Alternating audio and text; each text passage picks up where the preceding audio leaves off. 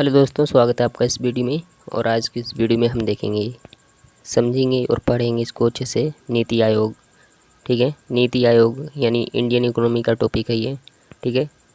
और इससे पहले अगर आपने वीडियो नहीं देखी है इंडियन इकोनॉमी की तो वो आप जाके देख सकते हो। पूरी प्लेलिस्ट का लिंक आपको डिस्क्रिप्शन में मिल जाएगा, ठीक है। और डिस्क्रिप्शन में आपको सभी वीडियो मिल जाएंगी जितनी भी अभी तक अपलोड हुई हैं।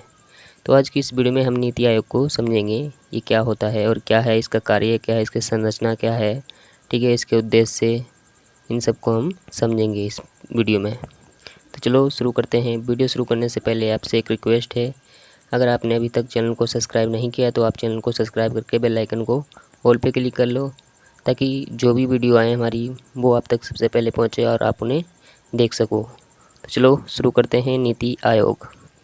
तो देखो, नीति आयोग को बनाने की आखिर ज़रूरत क्या थी। नीति आयोग को बनाने की ज़रूरत ये थी कि योजना आयोग जो था इससे पहले उसमें कुछ कमियां थीं। उन कमियों को सुधारना था और संस्थाओं के कार्य क्षेत्र एवं शासन की संरचना के संदर्भ में बदलती ज़रूरतों के बीच भारत को एक ऐसे संस्थान की आवश्यकता थी जो सरकार के दिशात्मक और नीति ठीक है दिशात्मक और नीति निर्धारक के रूप में काम कर सके, ठीक है, यानी थिंक टैंक के रूप में काम कर सके, सलाह देने का कार्य करे, ठीक है। और इसी को देखते हुए नीति आयोग को गठित किया गया। नीति आयोग भारत सरकार द्वारा गठित एक नया संस्थान है। क्या है? नया संस्थान है जिसे योजना आयोग के स्थान पर बनाया गया। देखो, अगर आपको नहीं पता है कि योजना आयोग क्या है तो उस पर हमने वीडियो पहले ही बना चुके हैं, आप जाकर देख सकते हो। उस वीडियो का लिंक भी आपको डिस्क्रिप्शन में मिल जाएगा। उसमें हमने बताया कि योजना आयोग क्या है, आर्थिक नियोजन किसे कहते हैं, ये सब क्या होता है, उसमें आपको सब समझ आ जाएगा, ठीक है। तो ये जो नीति आयोग है, नीति आयोग एक संस्थान है और भारत सरकार द्वारा इसे बनाया गया है और योजना आयोग के स्थान पर बनाया गया। पहले योजना आयोग कार्य करता था, काम करता था, परंतु अब नीति आयोग उसकी जगह आ गया है। नीति आयोग का इंग्लिश में पूरा नाम है national institute for transforming India. और नीति आयोग का हिंदी में पूरा नाम है राष्ट्रीय भारत परिवर्तन संस्था, ठीक है। ये हिंदी में नाम है और हिंदी में शॉर्ट में बोलते हैं नीति आयोग और इंग्लिश में भी शॉर्ट में बोलते हैं नीति आयोग। तो आपको इसका नाम पता चल गया। नीति आयोग का गठन 1 जनवरी 2015 को हुआ था। ये डेट आपको अच्छे से ध्यान रखनी है, ठीक है। नीति आयोग सरकार के थिंक टैंक के रूप में कार्य करता है। देखो, थिंक टैंक का मतलब क्या होता है। थिंक टैंक का मतलब होता है सोचना और सलाह देना, ठीक है। मतलब नीति आयोग एक सलाहकारी निकाय है। नीति आयोग का प्राथमिक कार्य है सामाजिक व आर्थिक मुद्दों पर सरकार को सलाह देना, ठीक है। सरकार को सलाह देना ताकि सरकार ऐसी योजनाएं बना सके जिससे समाज का निर्माण हो अच्छे से, ठीक है, और लोगों के हित में हो वो योजनाएं, ठीक है। इसलिए ये क्या है, नीति आयोग एक सलाहकारी निकाय है, यानी सरकार को सलाह देने का काम करता है। इसका मुख्यालय नई दिल्ली में स्थित है। तो ये हमने नीति आयोग के बारे में बेसिक जानकारी देखी।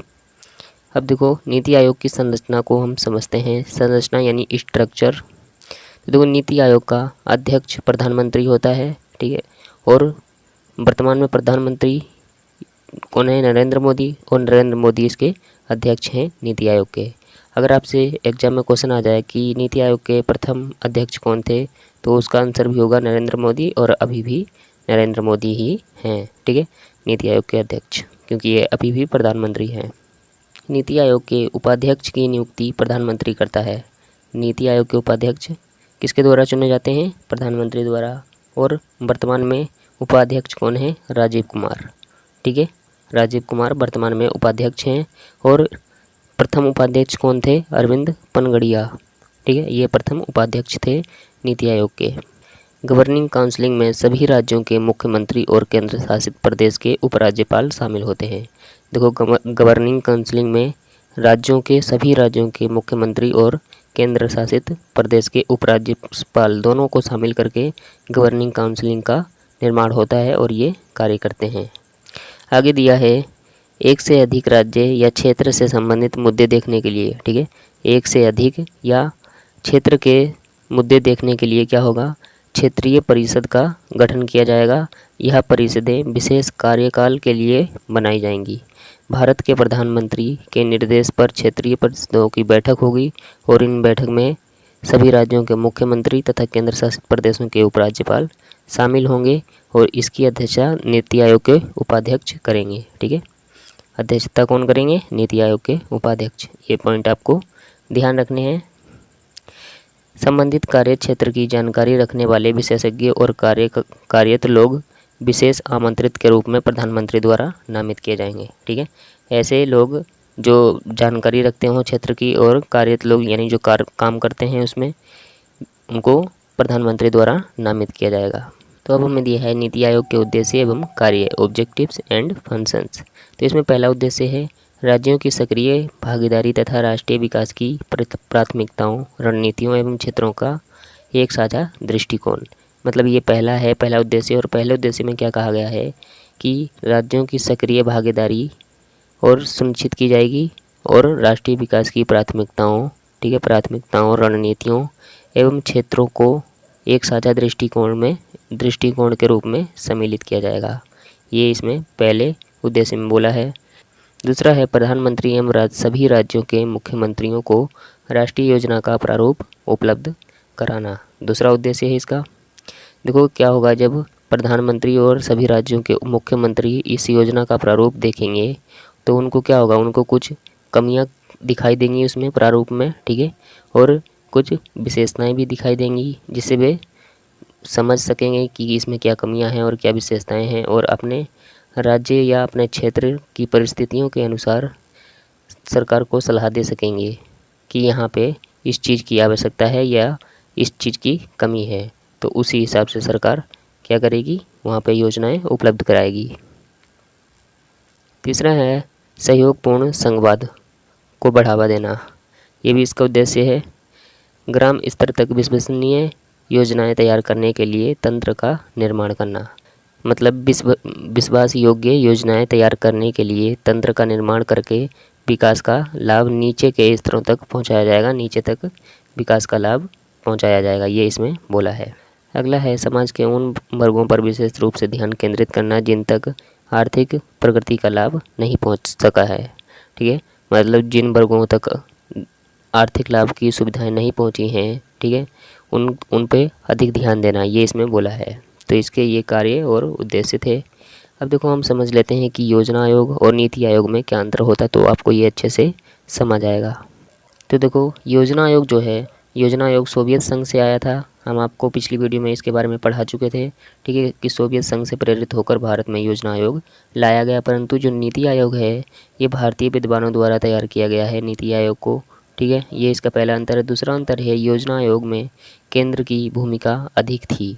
ठीक है, मतलब क्या बोला है इसमें कि पहले क्या होता था योजना आयोग में कि केंद्र स्तर पर योजनाएं तैयार की जाती थी और केंद्र स्तर पर योजनाएं तैयार करके फिर राज्यों को उनमें जोड़ा जाता था। ठीक है, और फिर राज्यों से पहुंचती थी वो योजनाएं ज़िले में। ठीक है, और ज़िले से पहुंचती थी ब्लॉक में, ब्लॉक से पहुंचती थी गांव में। इस तरह से योजनाएं पहले काम करती थी।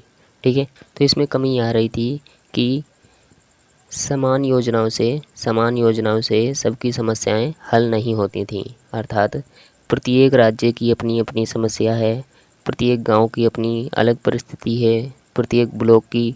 ठीक है, तो एक जैसी योजनाएं बनती थी जो पूरे देश पर एक जैसा काम करती थी। तो इससे कुछ ज़्यादा लाभ नहीं होता था क्योंकि हर जगह की परिस्थिति अलग अलग है। किसी को कुछ संसाधन की ज़रूरत है, किसी को किसी चीज़ की ज़रूरत है। तो इसलिए इस योजना आयोग को हटाया गया और नीति आयोग में ऐसा नहीं है। नीति आयोग में सहयोगी संवाद को बढ़ावा मिला है। ठीक है, मतलब नीति आयोग में क्या है, प्रधानमंत्री। ठीक है, नीति आयोग में प्रधानमंत्री, मुख्यमंत्री, उपराज्यपाल सभी इसके सदस्य हैं। अर्थात केंद्र और राज्य दोनों मिलकर इसमें काम करते हैं। ठीक है, केंद्र और राज्य दोनों मिलकर काम करते हैं और केंद्र राज्य को जो भी समस्याएं दिखाई देती हैं, जिसकी भी ज़रूरत होती है उस राज्य में, तो सरकार के पास उस बात को पहुंचा दिया जाता है और उसका समाधान हो जाता है। ठीक है, तो इसमें राज्य और केंद्र दोनों मिलकर काम करते हैं नीति आयोग में, परंतु योजना आयोग में ऐसा नहीं था। तीसरा अंतर यह है कि योजना आयोग में राज्यों की भूमिका राष्ट्रीय विकास परिषद संस्था में होती थी। देखो, योजना आयोग में राज्यों की भूमिका किस में होती थी? राष्ट्रीय विकास परिषद में। राष्ट्रीय विकास परिषद एक संस्था बनाई गई थी, मैंने आपको पिछली वीडियो में बताया था। अगर आपने नहीं देखी है तो आप जाके देख लो, वो वीडियो आपको देखना बहुत ज़रूरी है, ठीक है। तो उसमें राष्ट्रीय विकास परिषद में राज्यों की सिर्फ भूमिका होती थी। नीति आयोग में ऐसी कोई संस्था नहीं है। ऐसी संस्था की कोई ज़रूरत ही नहीं है, क्योंकि राज्य और केंद्र दोनों एक साथ काम करते हैं, ठीक है। और इसमें सदस्य बन रखे हैं, प्रधानमंत्री, मुख्यमंत्री, उपराज्यपाल सब मिलकर काम करते हैं। चौथा अंतर यह है कि योजना आयोग में सरकार की भूमिका अधिक होती थी, मतलब सरकार योजनाएं बना देती थी और वो इस राज्यों सबको दे देती थी, राज्य उसी पे संतुष्ट हो जाते थे। परंतु ऐसा नहीं है नीति आयोग में सरकार और निजी क्षेत्र दोनों की भूमिका है, ठीक है। पांचवा अंतर यह है कि इसमें योजना केंद्रीकृत होती थी। योजना आयोग में योजना केंद्रीकृत होती थी। केंद्रीकृत का मतलब यही है कि योजनाएं केंद्र स्तर पर बनाई जाती थीं और फिर उन्हें राज्य से जिला से ब्लॉक से गांव, इस तरह से पहुंचती थीं। परंतु नीति आयोग में स्थानीय और क्षेत्रीयता पर बल दिया गया, ठीक है। मतलब क्षेत्र और स्थान की समस्याओं के हिसाब से योजनाएं उस क्षेत्र के लिए या उस राज्य के लिए तैयार की जाती हैं, ठीक है।